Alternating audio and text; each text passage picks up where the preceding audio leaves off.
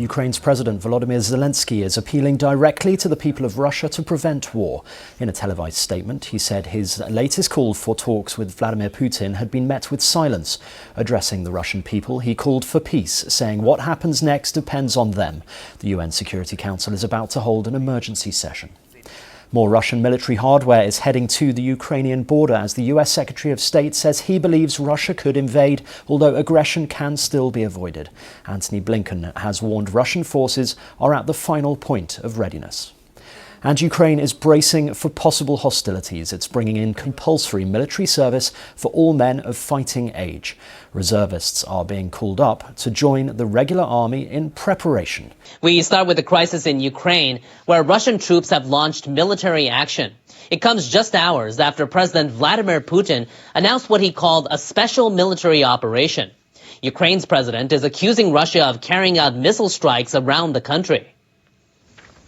The AFP news agency released these images from a military airport in the eastern city of Chuguev after a Russian attack. Residential areas of the city were also damaged. Russian defense officials say their troops are targeting Ukrainian military facilities with high-precision weapons. They say the strikes have taken out infrastructure and suppressed air defenses. They say the operation is not a threat to civilians. But Ukrainian officials say the Russian attacks have killed more than 40 soldiers and wounded dozens. They say a boy was killed in the country's east after a Russian shelling struck an apartment building. The attacks began after Putin made a televised speech explaining the country was starting the operation. He said Russia does not plan to occupy Ukraine's territory. And days earlier, Putin recognized two separatist regions in eastern Ukraine as independent. He ordered Russian troops to be deployed as what he called peacekeepers. In his speech, Putin suggested the action is intended to protect people who he says have been oppressed by Ukraine's government. We broke off diplomatic relations with Russia. Ukraine is defending itself and will not give up its freedom, no matter what Moscow thinks. President Zelensky called on all citizens to come forward and defend the country. The Ukrainian Border Guards Service says Russian troops attacked from neighboring Belarus. The Russian military had deployed troops there for what it called military exercises. Aggressions are also being reported in the south. Ukrainian officials released video of what they said were Russian military vehicles arriving from Crimea. And NHK World spoke to a resident of Kyiv who reported hearing loud booms Thursday at about 5 a.m. local time. She says it shook her awake. I've never heard the sound of explosions before, so I was not sure what is it, but it was scary. And I was looking to the sky and I don't see anything from my window, and I was not sure what to do. The 24-year-old said the explosions had stopped, but during the interview, they erupted again. That wants to... I've heard an explosion right now.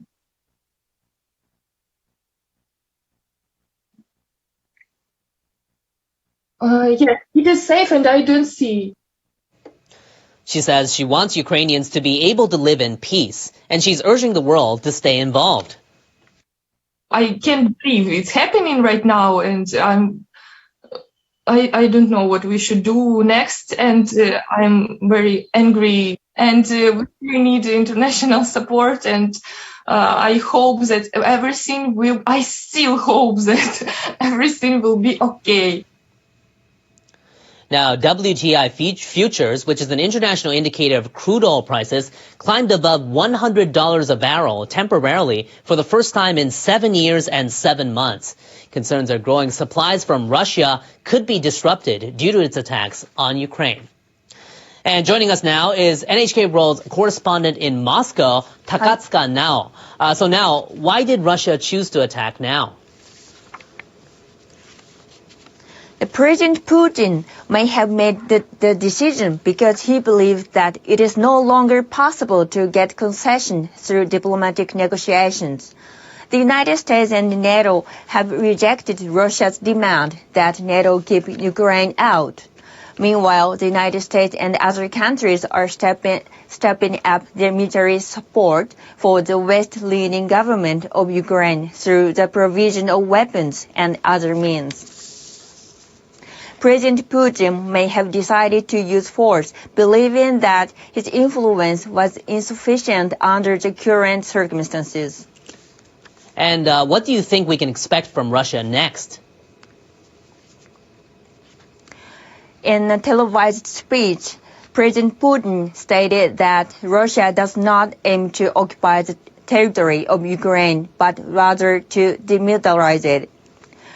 This statement seems to indicate President Putin's strong desire to neutralize the current Ukrainian government, which is moving away from Russia's sphere of influence with the support of the West.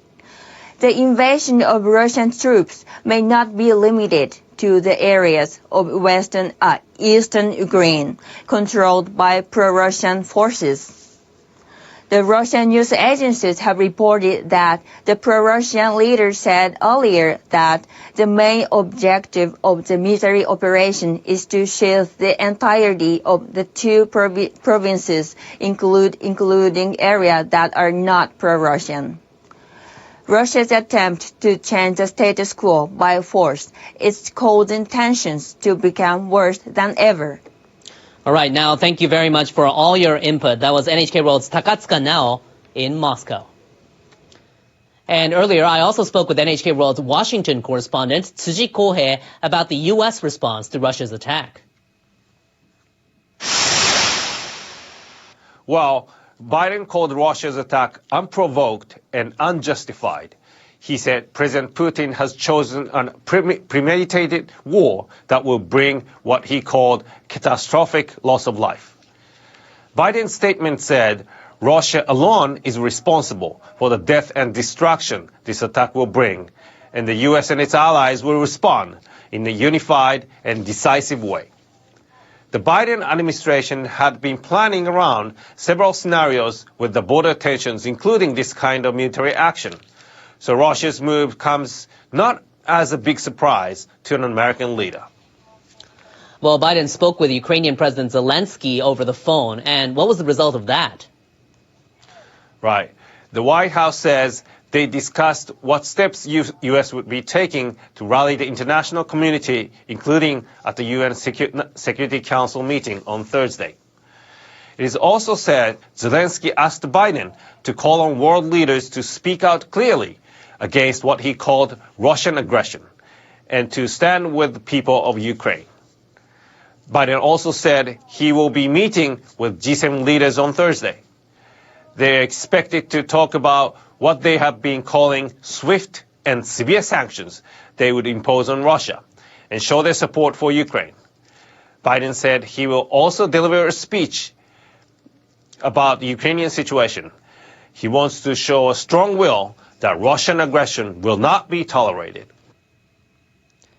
Japanese Prime Minister Kishida Fumio has condemned Russia's attack on Ukraine. He vowed to respond quickly in coordination with the U.S. and other countries. Kishida held a National Security Council meeting on Thursday following reports Russia had launched military operations. The Russian invasion is a blatant violation of the basic international norm that any unilateral change to the status quo by force cannot be tolerated. I condemn Russia, and I will work with the United States and other members of the international community to quickly deal with the situation. The Prime Minister was asked about additional sanctions on Russia. He said Japan will work out specific responses in close consultation with relevant countries. He also said he told officials to do all they can to ensure Japanese people in Ukraine are safe. The deteriorating situation in Ukraine has drawn expressions of concern and condemnation from countries in Southeast Asia. The Indonesian government has spoken out against the Russian attack, saying it seriously endangers peace in the region. Indonesia condemns any action that clearly constitutes a violation of the territory and sovereignty of a country. The Foreign Ministry called on all parties to prioritize negotiations and diplomacy to stop the conflict, but it also expressed a negative stance towards sanctions. On Tuesday, the Singapore Foreign Ministry said it's gravely concerned about the Russian decision to recognize 2 breakaway regions in Ukraine. It said the sovereignty of Ukraine must be respected. Thailand also expressed deep worry over the escalation of tensions. The government said it supports efforts to find a settlement through dialogue.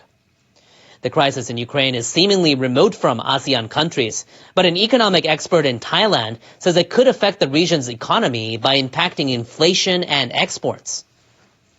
It would hurt consumption and production in the region. Countries that heavily relied on imports of oil would get the hit the most. Basically, Thailand, Indonesia, Vietnam to some extent, Philippines as well. So these are the list of the countries would get hit a lot more. The expert also warned any involvement by China in the conflict would heighten the risks for ASEAN economies.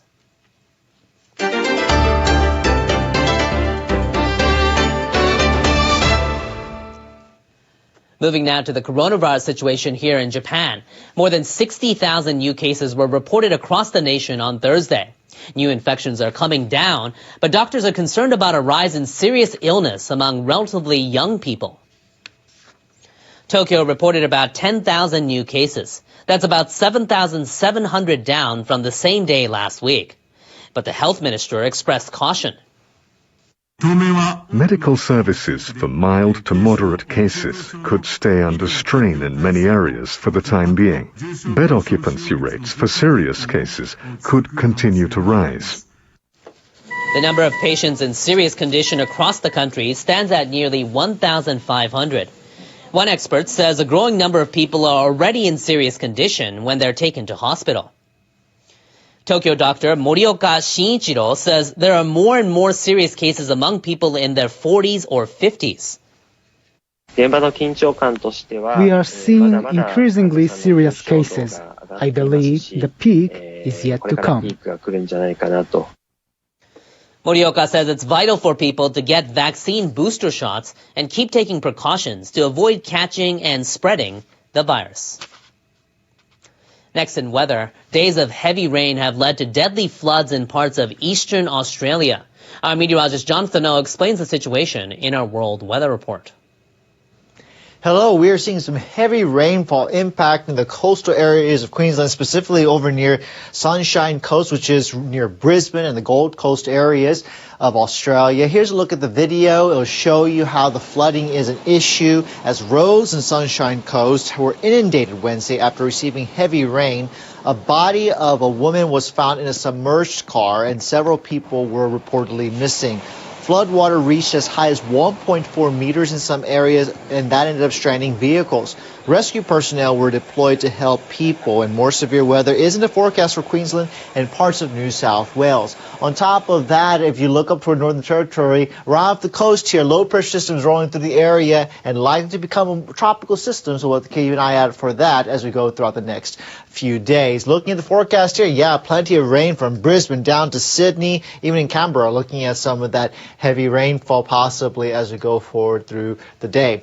Thunderstorms from Darwin to Cairns, Brisbane at 23, Sydney at 26 as we wrap up the work week. Meanwhile, northern areas of Japan dealing with some heavy snowfall throughout the week. Things should be tapering off as we head into the weekend. In fact, high pressure will be moving in, and once we see a switch of a southerly flow coming into the picture, we're talking temperatures that are supposed to be a month later, more like late March in places like Tokyo with a high of 16 on Sunday. Fukuoka will see 16 by Monday. Sapporo will also see some warm weather, but then the snow returns as we go into Monday. Speaking of snow, we have this messy winter storm setup extending from the Ohio River Valley back toward the southern plains. Ahead of that, some thunderstorms. Not expecting anything severe in the southeast, but we are looking at the possibility of seeing some snow and freezing rain, some heavy rain possible along this cold front in the area. So be on the lookout for that as that low moves toward the east. Another low coming in behind from the west and may eventually develop with some more snow as we go forward in time on Friday.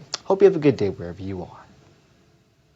The latest fighting north of Kyiv. Ukraine's president says Russian forces are trying to seize the Chernobyl exclusion zone and that Ukrainians are giving their lives to avoid another disaster there. What's the main concern in that area? Diane, the main concern is the reactor. So he references 1986, obviously the disaster there in Chernobyl, and it's an exclusion zone. And what he's talking about is Russian troops are pushing in. They haven't come that far, but the exclusion zone is just beneath the Belarus border. He says his troops are fighting back. What he is concerned about, Diane, is the fact that, you know, when you're fighting and missiles and rockets and gunfire, you can't be that specific and that accurate. And what he's worried about is that something might miss and hit the reactor. And then that is a problem for more than just Ukraine and part of Russia. It's a problem for Europe. And Phil, you said you were seeing an extraordinary show of solidarity where you are. What do you mean by that? Well, Diane, it was emotional and it was heartbreaking. We were at the hotel just down the street from a square in the heart of Lublin, and we heard something. We came outside, a couple hundred people wrapping themselves in the Ukrainian flag, singing Ukrainian songs. Then they were announcing which region they were from. We spoke to some Ukrainians who were speaking English to us, one holding a sign saying that her town was bombed today. She's from the Donbass region. And then we spoke to another woman through a translator. She was using Russian. She was using the language of the country that is attacking hers, crying, holding back tears, struggling through it, telling us that the world needs to see what's going on. The world needs to look at what's happening here in Lublin, Poland, and then go and help her country. And I want to bring in White House correspondent Mary Alice Parks into this conversation as well, because Mary Alice, the chairman of the Senate Intelligence Committee, is warning of potential Russian cyber attacks that could even draw the U.S. and other NATO countries into an Article 5 response, that collective defense provision. So what are you hearing from the administration on that front? Yeah, for weeks there's been a debate about whether cyber attacks would constitute an attack from Russia, what kind of response a cyber attack would warrant. We saw cyber attacks lobbied by Russia against Ukraine in the weeks leading up to this, and the White House was very careful to say that that wasn't the kind of response that they wanted to count, that they wouldn't be imposing sanctions based on cyber attacks against Ukraine. Of course, now we've crossed this threshold. We have this major military invasion at this point. And so the question becomes, what about cyber attacks now? What about cyber attacks against the U.S.? Domestically, we've heard U.S. officials extremely worried that as a part of this aggressive moment, Russia could target American companies, American infrastructure. Obviously, critical infrastructure in the United States, like electricity and water, is not run by the government. It's run by private companies. So the federal government has been working very closely with private companies to try to make sure that their cyber defenses are up. But like you said, also a big concern on Capitol Hill right now that Russia could lobby cyber attacks against NATO countries, like in Poland, where Phil is. And what kind of response would that warrant? Would that count as an attack on a NATO country? And obviously, under sort of the NATO treaties, Article 5, the crux of the NATO alliance is that an attack on one is an attack on all and would warrant a response from all. So a big debate in Washington right now, big concern about what cyber warfare could look like and what the consequences could be. And Phil, ABC News is also hearing from a U.S. official that Russia may try to attack Lviv in western Ukraine. What would that mean, especially for a potential refugee crisis? Well, Diane, that's specifically the reason the U.S. sent about 5,000, now over more than 5,000 troops here to Poland to help the Polish authorities set up on the border for that kind of crisis. Remember, President Putin was over in eastern Ukraine, and a week ago, 2 weeks ago, the thought of him coming through the country all the way over to Lviv was, it wasn't a reality. That's why they moved the U.S. embassy from Kyiv to Lviv. But now his troops are there. And as you said, a source is telling ABC News that he's going to go into Lviv. So what happens is everybody there would have to go, and they can't go.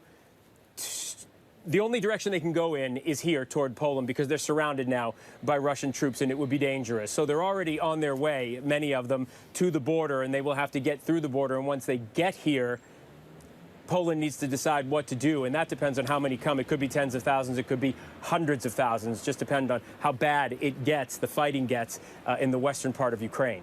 And Mary Alice, how are the U.S. and its allies working to try to help Ukrainians who've been displaced? Yeah, we know that for weeks, the U.S. government, through USAID and the State Department, has been talking about pre-positioning resources along the border. They've been extremely worried about what exactly Phil is talking about a pending humanitarian crisis, a refugee crisis right there in the middle of Europe. I mean, hundreds of thousands, if not millions of people fleeing for their lives. And the U.S. wants to be a part of that response, feels obligated, of course, to help if we're facing such a humanitarian crisis.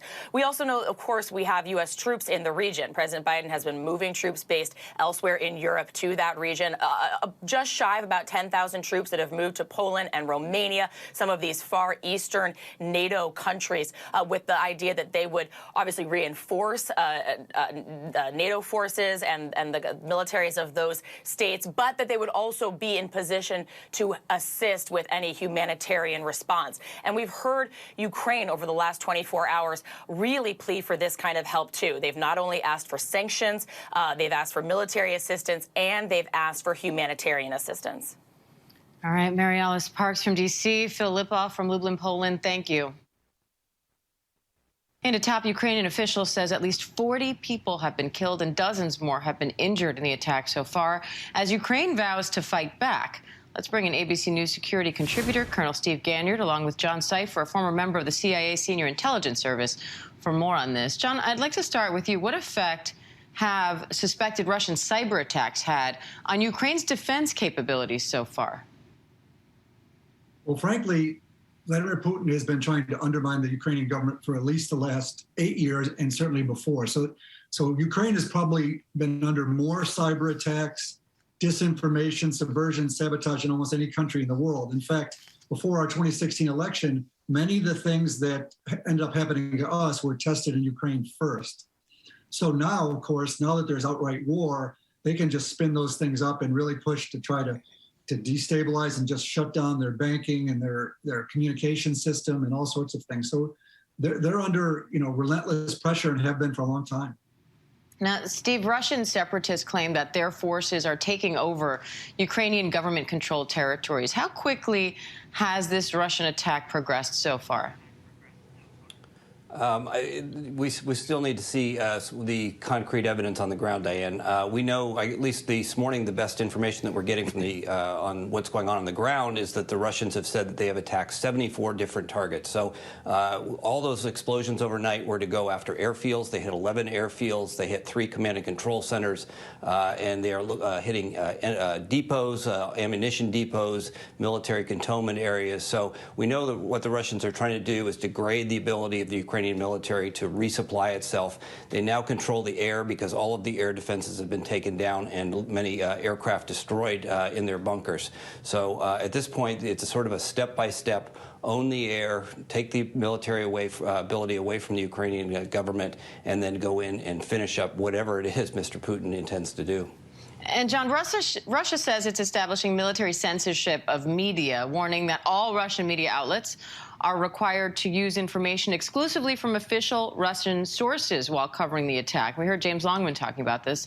So how is that different from the Kremlin's normal control over Russian media? And how do you think that could affect how this all unfolds, particularly given Putin's interest in what his own people think? Yeah, I don't think it's much different than before. I think it's a reminder to people that there's consequences. And in the last year, Putin's repression has actually stepped up quite a bit. Many more people have been arrested, journalists, much more repression, killing opposition figures, all these type of things. So no, it's not very different. Russian people have been getting a steady stream of misinformation, disinformation, and clear messages not to try to influence or protest against the government. So I think it's more of a reminder than it is anything new. And Steve, what do you think Putin's goals are in the coming days and weeks? Yeah, that is the $64,000 question, Diane. We're going to watch what goes on the ground. So there are a couple things that we know that Mr. Putin wants. One, he wants to bring down the duly elected government in Kiev. And so how he does that is the real question. We know that troops are moving in from the north, likely to encircle Kiev and strangle Kiev. But we've also seen significant movements in the east and in the south. And so these movements that are on the outskirts of Ukraine seem to be moving moving inward towards the Dnieper River. So this would suggest that Mr. Putin intends to take about a third of the country, all of the east, up to the Dnieper River, and from there he can control much of the economic lifelines, whether it's natural gas or the trade that goes on with agriculture coming down the Dnieper. So those are the things that we're seeing, at least right now on the ground, that would suggest what his intent is. But ultimately, hopefully somebody will step in here and try to begin negotiations, and we'll try to get Mr. Putin and the Russians out there quickly, which he has said, we are not there to stay. So we'll see whether his word is true here. And John, Ukraine's president actually put out a call to arms on Twitter saying, we will give weapons to anyone who wants to defend the country. Be ready to support Ukraine in the squares of our city.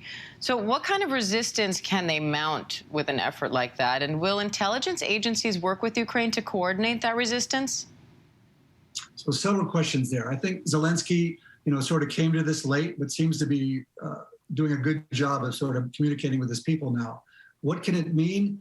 If Russian troops try to hold territory, I think they're looking to create a serious insurgency. And there's a long history of Ukrainians trying to fight back against Russian and other oppression and Nazi oppression during World War II. The problem is, as Steve mentioned, is they don't necessarily have to come in and hold ground. They can use missiles, they can use air attacks, they can use all these intelligence and covert attacks. So it remains to be seen whether that kind of insurgency matters at this point.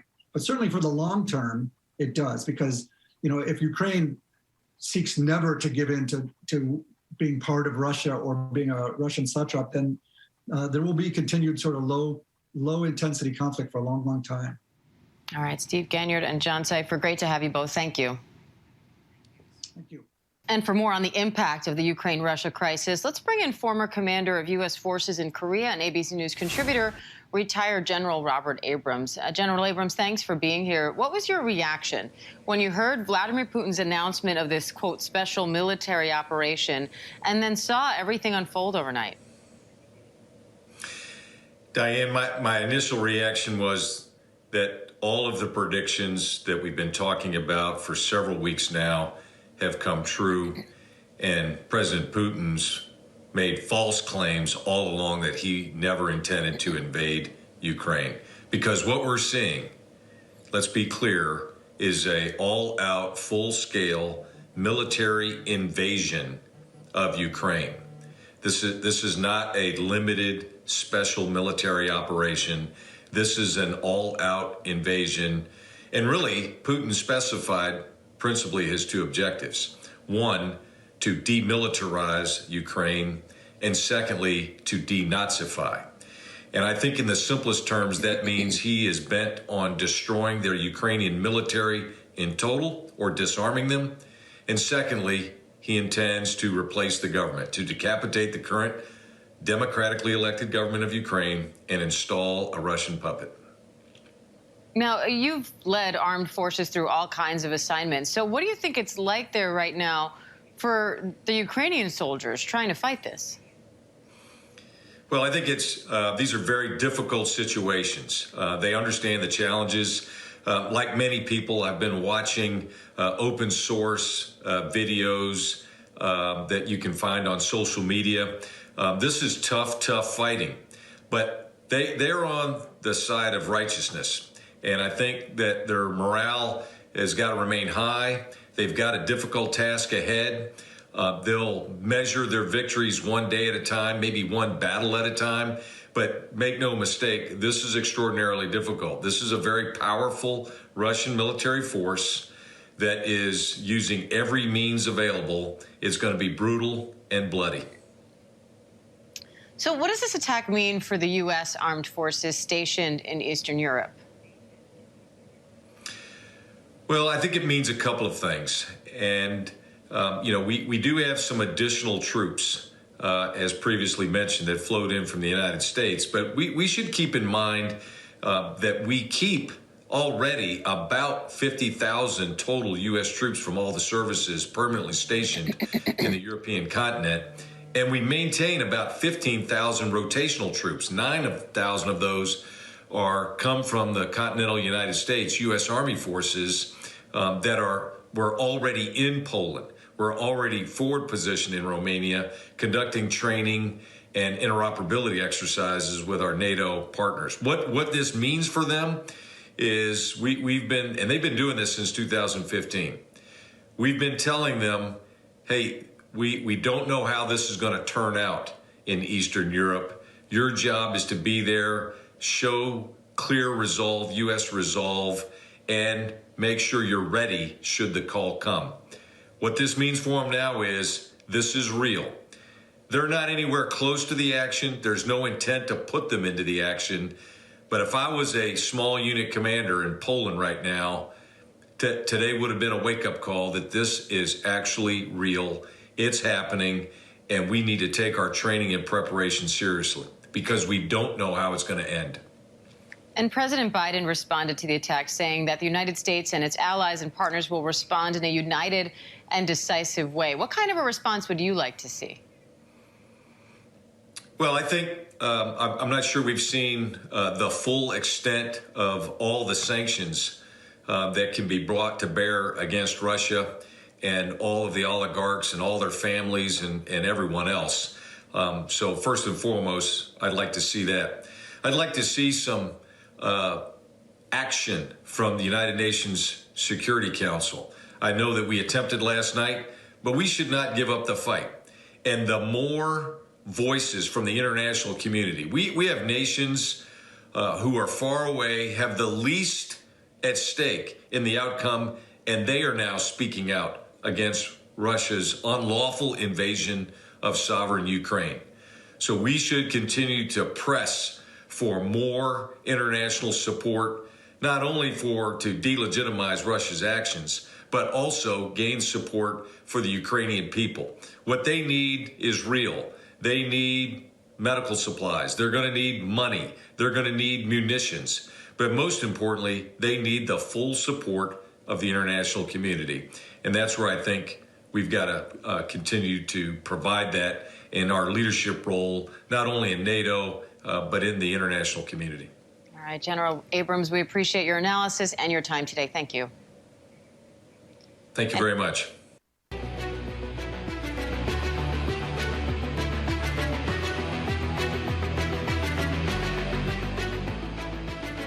Welcome back to ABC News Live. I'm Diane Macedo, and you are watching our continuing coverage of the Ukraine-Russia crisis. Phil Lipoff in Lublin, Poland, just across the border from Ukraine, where Russia has now launched a full-scale attack on major Ukrainian cities. Earlier today here in Poland, I spoke with a Ukrainian family who traveled here last night. They were so concerned about the potential of an invasion that they slept here in Lublin last night. Take a look. I can't believe that it's happening in 21st century. Nadia and her husband live in western Ukraine. They came across the border to Lublin, Poland last night in anticipation of a full-scale invasion. Their primary concern, Lviv right now. Oh, honey. 1-year-old Marco. The couple still has family in Ukraine. Not sure when it will be safe to go back. Not sure Russian forces can be stopped. Maybe more sanctions, but I'm not sure that it will help. I don't see something like some exact actions that the world can do to stop Russia. And Phil, I understand that some of the people that you've been talking to there in Poland actually think Poland may be next? Yeah, it's entirely possible to the people who live here. I spoke to one young woman who is a student here and works here and lives here. She's originally from New Zealand, and she told me that she doesn't believe anybody can stop Vladimir Putin. She sees the sanctions on top of sanctions on top of sanctions, and she said it just doesn't matter. Look where he is. He's in the western part of Ukraine. His troops are probably an hour from the border. She was so worried about what is happening that she told me she thinks she's going to go back to New Zealand because she believes Vladimir Putin has designs on Poland as well. And how do they feel knowing that U.S. troops are there, along with in other NATO ally countries, to try to help, at least in the background, with supplies and should there be a refugee crisis? How much comfort is that bringing there? Well, I don't know about comfort to the people who are here, the Polish people, but the Ukrainians who live here in Poland, certainly it brings comfort to them, because I spoke to many of them today at a gathering just behind me at the square, and they have family still in Ukraine, in places like Kyiv and Lviv. And they want to know that they're going to be safe, and they want to know that they have a place to come to. You just saw Matt Gutman on the border, where our troops, thousands of them, are helping the Polish people and the authorities figure out what to do. But make no mistake about it, with Russian troops there in Lviv or around Lviv right now, those people are going to be coming here to Poland. Ukrainians are facing bomb threats as explosions are being heard in and around major cities there. I want to bring in Igor Kosov, a journalist at the Kyiv Independent who is currently sheltering in a subway station. For more, Igor, I know the connection's a little loose because you're in a subway station, but we wanted to get your firsthand account of what's happening right now. What are you seeing? What are you hearing? And do you feel that you're safe right now? I don't know if I'm safe right now. A little while ago, there was a citywide bomb threat declared, especially for the center of Kyiv, and people were told to take shelter in many bomb shelters, many of which are subways, so that's what we're doing right now. I'm sitting here on the floor doing a live blog of what's happening. Throughout the day, I've heard sporadic booms. Some of my colleagues who live in the outskirts and towards Hostomel have heard more, because that was obviously attacked with helicopters, and we're getting reports that Russian forces are moving through the Chernobyl exclusion zone towards Kyiv. So how long have you been taking shelter there, and what's the scene like around you? How many other people are there with you? Well, I can stand up and show you. I mean, this is just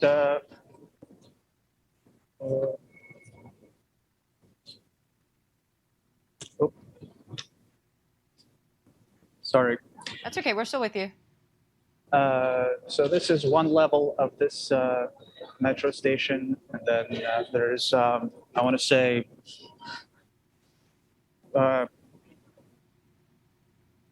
close to 100 people on this upper level, and I don't know how many are down there. I've been here for I've been here for like an hour and a half now, just until my battery runs out. And yeah, people are here. They're remaining calm. Some of them have like their pets. Some of them have their kids. They're just sitting and talking and waiting. We've also had like just a giant outpouring of vehicles out of Kyiv towards the west. So many people are in fact leaving, and some are staying. How worried are you and the other people there for your safety at this point? Well, I think we're very worried. Internally, we're just, we all feel, I think, some kind of dread, but we're remaining rational through it. We're forcing ourselves to stay calm and just respond to the situation or follow our plans and just do our best. All right. Well, many of us also feel not fear, but also anger. Just there's extreme anger at what Putin's doing, what Russia's doing. And a sense of, we want the West to do more to dissuade them from continuing this mad attack.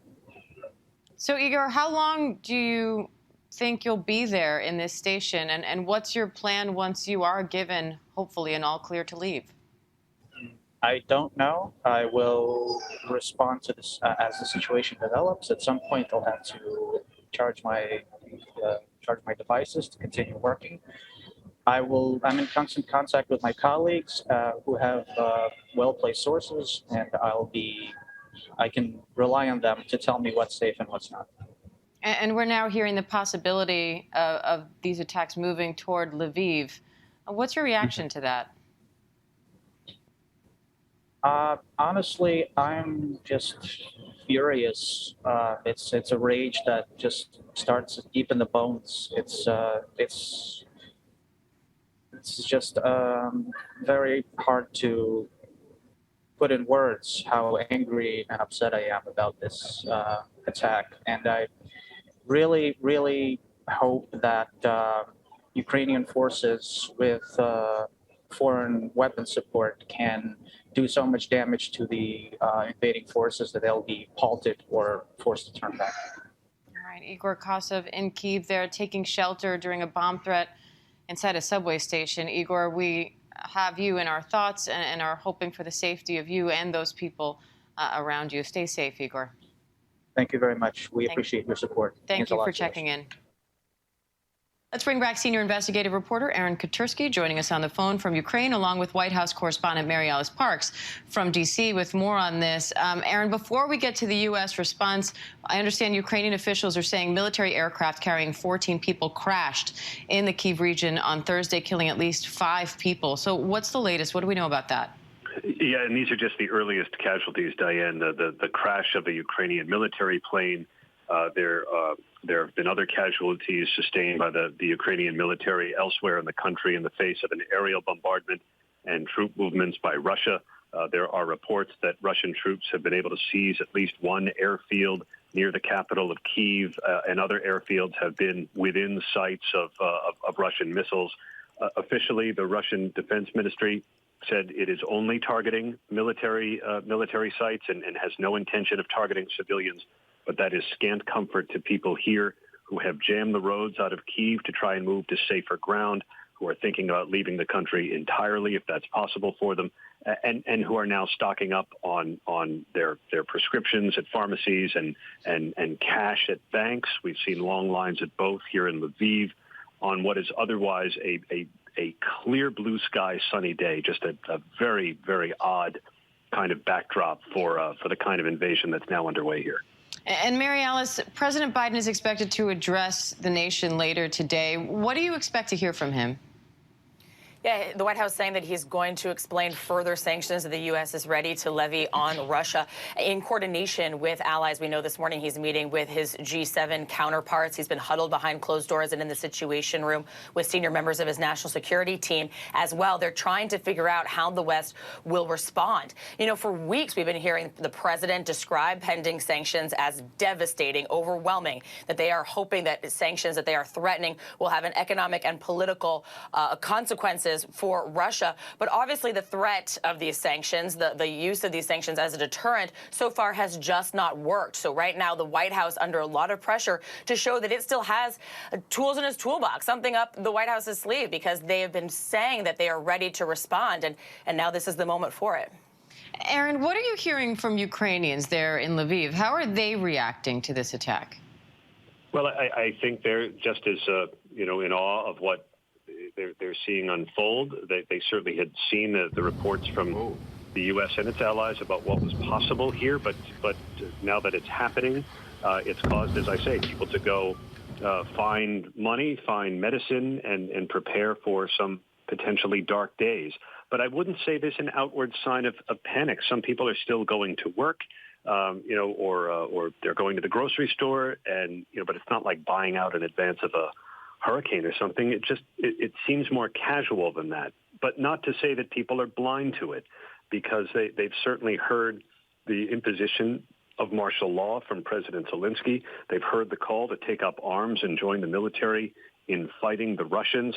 They just don't know what that's going to look like yet, because not everything is shock and awe. And sometimes it could be some aerial bombardment. It could be troop movements. The Russian forces have attacked from land, sea, and air. But then there's a period of quiet. And look, this is only 12 hours old, and no one here knows what's ahead. And back here in Washington, or in Washington, D.C., at least, the crisis has exposed some divisions within both political parties. Mary Alice, can you talk a little bit about that and the reaction from lawmakers here in the U.S.? Yeah, well, there's been a push from both Democrats and Republicans for the White House to do more. Obviously, no one wants to see images like this. Everyone is on edge. There had been a big discussion the last few weeks about whether the president should be rolling out sanctions ahead of time. We heard the White House push back, say that they still believed that sanctions were better as a threat, as a possible deterrent. Obviously, that's going to be a big sort of subject of debate here in Washington now that it seems that failed. And obviously, a lot of concerns concerned that diplomacy has failed here. We've heard the White House say that they never wanted to close the door on diplomacy. Even as late as this last week, there was conversations of Secretary of State Blinken potentially meeting with his Russian counterpart. Of course, that meeting was called off, but there's going to be a lot of questions from Capitol Hill about whether Washington sort of missed the signs here, whether they were optimistic about whether the White House, I should say, missed signs here or was too optimistic about a potential path for diplomacy. And Mary Alice, what does that do given the track record with what happened in Afghanistan and the thought that the government was too optimistic in how they looked at that conflict? Well, I do think one thing that's very different here is that the White House has been incredibly forthcoming with intelligence. So even though they, on the one hand, were trying to pursue a lot of diplomatic options, saying that they did not want to close those doors, they were also putting out some of these possible dire predictions. All right, Mary Alice Parks in D.C., Aaron Katersky for us on the phone from Ukraine. We appreciate it. Thank you. Top Russian lawmaker claims the sole purpose of the attack is to secure peace, saying Russia has never been an enemy. Let's bring in senior investigative reporter Aaron Katersky in Ukraine, foreign correspondent James Longman in Moscow, and White House correspondent Mary Alice Parks here in Washington, D.C. for more. Aaron, what are you seeing there in Ukraine? Well, we kept hearing those air raid sirens, as Ian referenced, and we've heard the reports of explosions that mainly seem to target strategic sites, airfields and airports and other military installations. The Ukrainian president's office has confirmed 40 casualties and the downing of a Ukrainian military plane carrying at least 15, maybe 17 people. But that's just the early numbers. This is going to be very bloody if the early indications are what's ahead here. And while there is still relative calm on the street, here in Lviv, we've seen long lines at ATMs as people want to withdraw money or go to pharmacies to secure medicine, fill up water jugs. They are prepared for potentially some very dark days ahead. And James, how does this attack compare to what we have seen from Russia in the past? Is this what was expected from Putin's playbook? I don't think many people here in Russia really thought he would do this, although in hindsight, we have been tiptoeing towards this for years, all the way back in 2008, where Russia annexed those areas of Georgia, moved in order to secure them, moved the military in order to secure them because they had been declared independent. 2014 in Crimea, again, passing the same law that was passed this time round in order to allow the Russian military to enter a foreign country. And his foreign policy as well. You know, a lot of people in the United States, for instance, will be wondering, well, what's this got to do with me? Well, meddling in elections is part of his playbook because what it does is undermine the international community's ability to go up against him, supporting ultra-nationalist movements across Europe, undermining democracy, supporting dictatorships, setting up basically an enormous disinformation machine here in Russia in order to sow discord around the world. All of these things are part of Vladimir Putin's plan to undermine opposition in order to fulfill his objectives. And you've got to wonder, is the objective to rebuild a Russian empire? Dan? And Mary Alice, President Biden is meeting virtually with G7 leaders right now. What do we know about who is in that meeting and what's being discussed? Well, the White House last night said that they were discussing further consequences on Russia. They've been trying to respond as a united group, the NATO allies, the G7 allies. But of course, they're going to be really tested right now. Their credibility is on the line. President Biden has been saying for months that if Putin were to act like this, invade like this, that there would be severe, swift, costly punishments. The world now is waiting to see if that's true. Obviously, the White House was facing a lot of pressure to start releasing sanctions early. They didn't. They said they thought that sanctions would be a deterrent or were best used as a potential deterrent. Obviously, they did not deter Putin from this, what looks like sort of this worst case scenario. And now the pressure is really on the G7 to live up to what they've been saying. They've been very cagey and vague about what some of these final rounds of sanctions could look like. But some of the things we know they've been discussing is sanctioning Putin himself and maybe removing Russia and Russia's ability to operate on some international banking systems altogether. But when we are looking at images like this, like we saw overnight, obviously everyone wondering what else besides sanctions should the world have been considering. And Aaron, we've seen images of heavy traffic as people are trying to flee Kyiv. Where will they go, and what do we know about how many Americans may be among those people trying to leave? Well, they could potentially be heading west toward Lviv and maybe even west still toward the Polish border. And when they get there, they may see members of the 82nd Airborne Division. U.S. troops were deployed from elsewhere in Europe to Poland at first as a measure of reassurance for a NATO ally that the U.S. was serious about its commitment to a shared defense.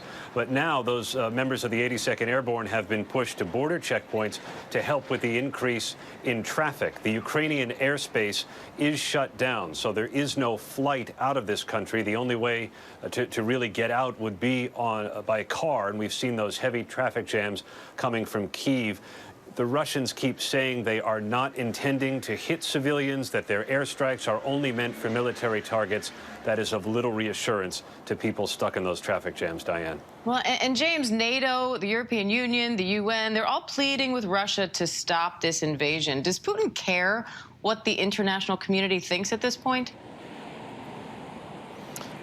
Doesn't look like it. I mean, I think he cares about what his own people think, because this is a regime that relies on the appearance of democracy to function. Already we've had sort of the rumblings of protest against this here in Russia from a small kind of cultural elite. Actors and presenters are putting together an open letter saying they're not happy about this. On Instagram, a number of high-profile people have put shared little black box to show that they don't believe this is the right thing, but he'll really care about the majority outside of the big cities like Moscow and St. Petersburg and what they think. And so far, there seems to be support, at least if you believe what the government is saying. 73% of Russians support this incursion. But it is because the messaging has been not an offensive. This is not an offensive invasion. This is a defensive, protective measure to help people who are facing genocide. He's used that word, denazification. All these messages are meant to trying to convince Russians that this is a necessary move to save people's lives. And the messaging is so heavily controlled. They're so worried about it, in fact, that the watchdog here, we would call this censorship, has actually put out a message saying that all Russian media outlets must only use what they're calling official Russian sources to report on this story. And if they don't, they're fined something like $80,000. So they're very, very careful about how Russians understand what's going on here. And I think you get the sense that they want this to be quick, because they know that Russian people will be sad and upset if they see a long, drawn-out conflict, which means their men and women are dying and being brought back in body bags. So there's a sense that because he wants to keep them on side, this might not be that long, but obviously we have no idea. All right, Aaron Katersky, James Longman, and Mary Alice Parks, we appreciate it. Thank you.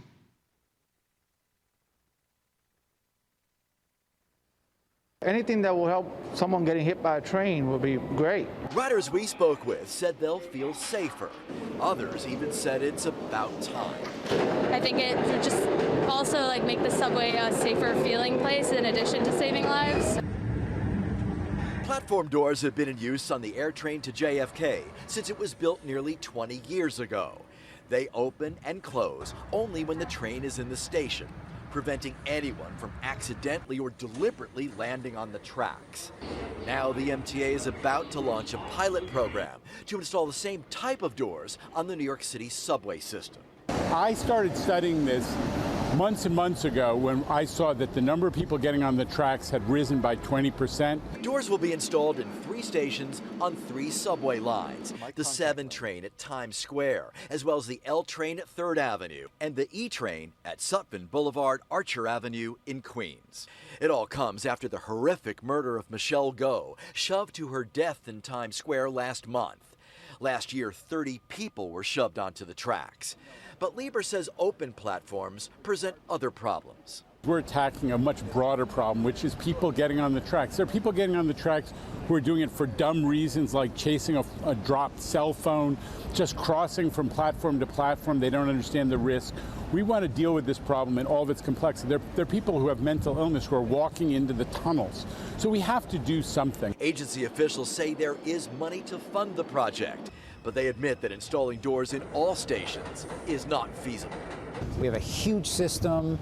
It's pretty old, a lot of it. It's hard to make something work. So everything has costs and benefits, and we need to look at those. Now to the Russian side of the border, and our foreign correspondent, James Longman in Moscow. Good morning, James.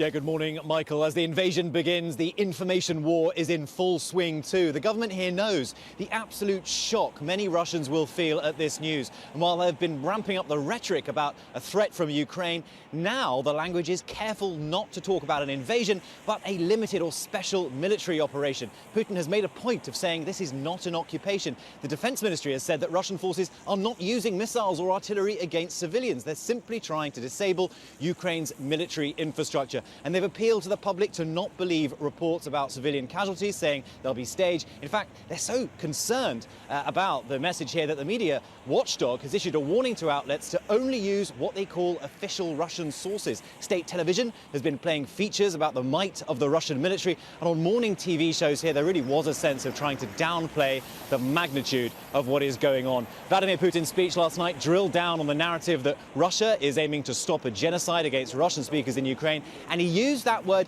denazification, yet more emotive language to justify this attack. He also issued a threat warning foreign powers of unprecedented consequences never encountered in history if they intervene. But I think, like Ukrainians, many Russians did not believe the apparent scale of this offensive was possible, and it is sobering here. It certainly is. James Longman, thanks. Ahead of the Russian attack, President Biden moved U.S. troops to shore up our NATO allies. Some of those troops are now in Poland, and that's where we find our Matt Gutman this morning. Good morning, Matt. Hey, good morning, Lindsay. Right now, there are 5,500 U.S. troops in southern Poland. The Ukrainian border is just a handful of miles away from where we are right now. Behind me, you see elements of the 82nd Airborne. Before a week ago, none of what you see behind me was here. Now, the ostensible mission originally was military exercises with the Polish government. That shifted to a deter and assure mission, which is to deter Russia from attacking NATO allies and assure NATO allies that the U.S. is here and it is invested. Martha mentioned a possible 1 million refugees from the war. Now the mission is shifting again for the 82nd Airborne. They're focusing more on those border checkpoints with Ukraine, where they expect a significant influx of possible refugees. 8 members of the 82nd are going to be there to try to control traffic and ensure that there will be no chaos. Really important to note what Mary just said. Right now I'm being told by military sources there are no plans to engage with the Russian military, and U.S. soldiers are not going into Ukraine. George. Matt Gutman, thanks. Bringing our military analyst Steve Gagnon. And Steve, it's hard to call this attack a surprise right now, but it's still shocking to see a land war in Europe right now. What's your read of the military situation overnight? Yeah, George, still piecing together reports that we're getting sporadic here, and we don't really have a great picture. But we remember surrounded on 3 sides by about 150, 170,000 troops. Some of the initial attacks are just what we expected. We've seen some of these troops come down towards Kiev. Don't know if they'll try to encircle Kiev. The town of Kharkiv is the second largest town. It's about 1.4 million people, so it's very close to the border. They're moving in here as well. The rebel-controlled areas around the Donbass, which we saw the initial moves by the Russians and the rebels last night. Here's the interesting thing. This little town of Kherson down here, we know the troops have moved up from the Crimea and moved into this town. Why this town? Because it's the last city, it's the port city on the Dnieper River, and this is the economic lifeline of the center part of Ukraine. So if the Russians hold this and they grab Kharkiv, and then interesting, last night, one of the initial attacks was on a little town called Dnipro here. Draw the line from Kharkiv to Dnipro. You now have this geographic boundary that isolates eastern Ukraine from the western Ukraine. This may tip us off as to the initial intent of Mr. Putin to separate eastern Ukraine from the rest of Ukraine. You say that's the initial intent right now. He says he has no intention of occupying the country. Are his goals limited to the east? They have to be, George. You remember back in the Soviet invasion in 1969, Czechoslovakia took 250,000 troops to occupy and pacify that country. Here, there are estimates of something like 600,000 troops would be required to occupy and to stay in a country the size of Texas. So he doesn't have the troops to stay. Hopefully he gets in and gets out, but what he wants in terms of price and what he holds on to afterwards, that's the real question. And says there won't be any U.S. troops going into Ukraine, but the chairman of the Senate Intelligence Committee, Mark Warner, is warning that Russian cyber attacks could spark a wider war across NATO. Yeah, George, the cyber's cyber's like a wildfire. Once you start it, you can't always control it. If you remember back in 2014, when the Russians came into Ukraine, they used a bot called NotPetya. And that turned into a raging wildfire across the world, caused $10 billion worth of damage. So cyber is a concern just because you can't control it and it doesn't usually stay where you want it to, something that the U.S., the rest of the world will have to take into account as we see this evolve. Finally, if Putin does indeed stop at that line you drew in the east, is there anything the Ukrainians can do to prevent him from holding it for the foreseeable future? Not really, George. The Russian military is clearly superior. Putin's put a lot of money and effort over the past 15 years to improve them. The Ukrainians are better than they were in 2014, but I think this is going to be a rear guard, and it'll turn into a action, and I think it'll turn into an insurgency. The real question is, how quickly does it end? If you remember back in the Georgia war, when Russia invaded Georgia in 2008, that was sort of a 5-day war. We'll see if Mr. Putin can throw in the towel that quickly and not turn this into a long-term invasion and occupation. Steve Ganyard, thanks. Markets around the world reacting to the attack. Our chief business correspondent, Rebecca Jarvis, is tracking the latest. Rebecca, good morning to you. And the reverberation of this is being felt around the globe. Good morning, Michael. Stocks are plunging and oil prices are soaring, with the Dow opening down more than 800 points and oil surging above $100 a barrel for the first time since 2014. The most significant and immediate impact Americans are feeling are at the pump. The national average for a gallon of regular now $3.54. Here in California, a record high $4.77. With this increase we've now seen in oil prices, gasoline could be up as much as 10 or even 15 cents in the coming days. And this has a ripple effect on the entire economy. The more people spend on gas, the less they have to spend elsewhere, and that impacts stocks. Concern Russia could target the U.S. with cyber attacks targeting key infrastructure like the electrical grid, banking and communication networks. Let's now bring in our ABC Chief Justice Correspondent Pierre Thomas in Washington. Good morning, Pierre. Lindsay, good morning. There's real concern today about the prospect of cyber attacks by the Russian government if the situation continues to escalate or if sanctions hurt the Russian economy to the point where the Russian government feels the need to respond. And a sign of just how serious federal authorities are taking the situation.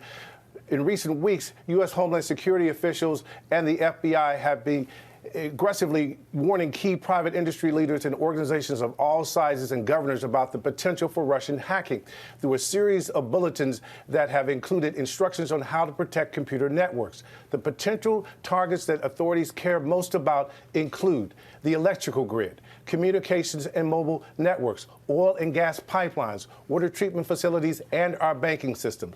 Why so much concern? The Russians have scores of sophisticated hackers, and the infiltration of the 2016 presidential campaign showed they are willing to raise the stakes. And last spring, Americans saw what hacking can do to everyday life when Russian criminals shut down Colonial Pipeline. The question today, how much does the Kremlin want to raise the stakes? Guys? Pierre Thomas, thanks very much. We're going to turn now to the trial of the officer involved in the raid that killed Breonna Taylor, the now former Louisville cop accused of firing shots that endangered a neighbor. Steve Ozensami has the latest for us this morning. Good morning, Steve. Good morning to you, Michael. We need to underline that this officer on trial is not accused of killing Breonna Taylor, and this isn't even about the bullets that were fired into her apartment where she died as they were trying to break into her home. Instead, this officer is accused of firing shots into the apartment next door. Americans demanding justice for the killing of 26-year-old Breonna Taylor will not find it with this trial. On trial this morning is one of the Louisville police officers who was executing a search warrant at Taylor's home 2 years ago when she was killed.